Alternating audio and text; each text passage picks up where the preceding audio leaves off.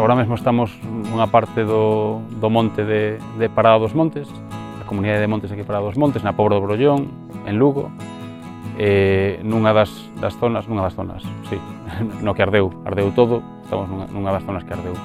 A comunidade ten unha superficie exacta e unha superficie clasificada, pero bueno, falamos de unhas 950 hectáreas, máis ou menos. Da superficie do monte, desas 950 hectáreas que hai de monte clasificado, todo o que estaba conveniado coa Xunta, que xestionou a Xunta durante moitos anos, que son como unhas 600 hectáreas en números redondos, está a piñeiro, con distintas especies, Pinaster, Silvestre, Radiata, e distintas idades.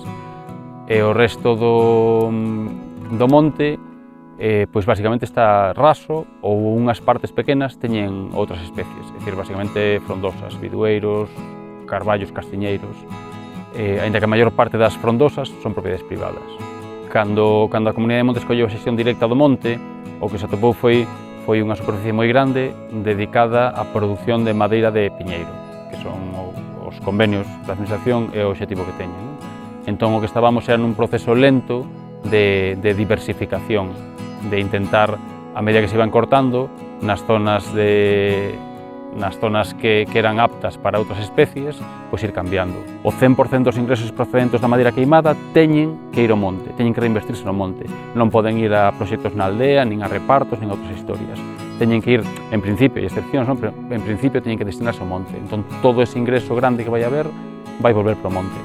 O proxecto que estamos, bueno, que imos continuar, pero que hai que reenfocar aquí en Parada despois do incendio, pero basicamente segue sendo o mesmo. É dicir, nos estruturamos ese proxecto como en aneis. Un é a aldea, que ten a súa relación co monte, outras son as propiedades privadas alrededor da aldea, non? Que forman as máis próximas, que están en uso aínda, que está formada basicamente pola aldea modelo, que son lameiros, son hortas, é dicir, son zonas con uso, zonas limpas, vamos a chamarlle, non? Alrededor da aldea. Despois están as propiedades privadas alrededor dese anel que xa non teñen uso, que son as primeiras que se abandonaron, que é todo un anel que hai alrededor desa aldea modelo e desa aldea, que están nun estado de abandono bastante grave. E despois, por fora de todo iso, está a comunidade de montes, na que sí temos capacidade de xestión. Xa o estábamos facendo, ardeu, e hai que volver a empezar, digamos, hai que reenfocalo, pero temos capacidade de xestión. Ao final, entramos no proxecto de aldeas modelo, co que se conseguiu que a Xunta fixese un investimento, crear unhas cerras, facer uns desbroces, para que uns gandeiros, uns veciños de aquí da aldea, aproveitasen esa superficie.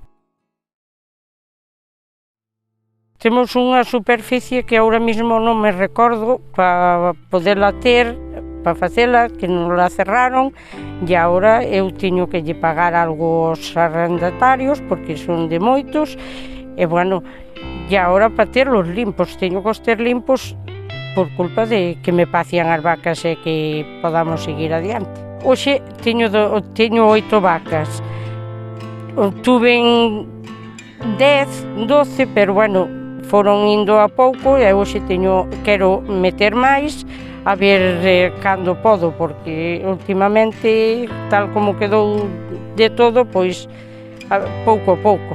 Manexo as mañás, as tardes, levo ao monte, doulle de comer, ordeñoas cando teñen os becerros que non dan mamado leite, e, bueno, le fago o día a día. Os gandeiros, de momento, son eu sola no pueblo, non hai máis gandeiros nin cousa ninguna, porque nadie ten facenda. E claro, eu nacín aquí, creime aquí entre vacas, ovellas e sigo para diante, quedeime con Dios perdona aos pais e aquí estou, a ver se dou chegado, porque hoxe é moi difícil dar chegado cas vacas para o fin do mes. E se non cambia, o futuro fatal. Fatal porque non axudan ao rural, dicen que sí, pero non o axudan.